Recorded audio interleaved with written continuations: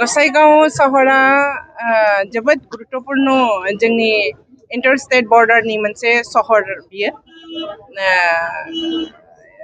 गसाइगावआवनो प्रथम जोंनि बिटिसि आव हाबजेनो आसामाव हाबजेनो गसाइगाव सहरानो बे सहरा बिराद सम्भाव्यपूर्ण मोनसे सहर बेखौ मोजां सहर आरो गोख्रों सहर बानायनायाव जोंनि आर्बान डिपार्टमेंट बिटिसि नि आर्बान डेभेलपमेंट डिपार्टमेंटआ नोजोर होगासिनो दं आरो फैगौ दिनाव गसाइगाव सहरा गोख्रों आरो मोजां गिदिर सहर जागोन।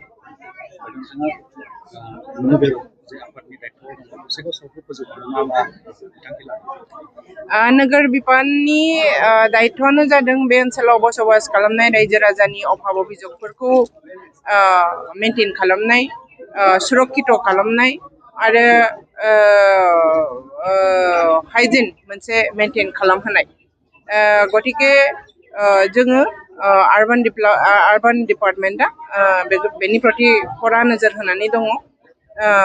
जोङो गसाइगाव सहरखौ जोङो फैगौ दिनाव नागरिक समाजखौ सुरक्षित खालामनो थाखाय जोङो मा हाबाफारि मावनांगौ बेखौ जोङो इतिमध्ये परिकल्पना खालामदों आरो फैगौ दिनाव जोंनि बे आर्बान पौरसभानि जोंनि कमिटिजों जों जगाजग खालामनानै बेखौ रायजोफोरनो बानायनानै होनायनि थाखाय जों थिरांथा लादों।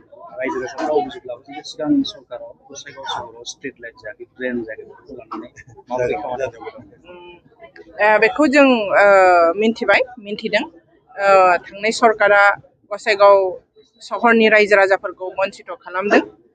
गसाइगाव सहरखौ सहरनि मुगा होनो थाखाय होनायनिफ्राय होनो हायाखै। गतिके एबार जोङो गसाइगाव सहरखौ गोदान मुगा होगोन। रायजो राजाफोरनि मेइन डिमान्ड जे डिमान्डखौ बिसोरो थांनाय 5 बोसोराव खालामफुंहोनो हायाखै। स्ट्रीट लाइट आरो ड्रेनेज सिस्टेमफोरखौ जोङो एबार खालामफुंगोन।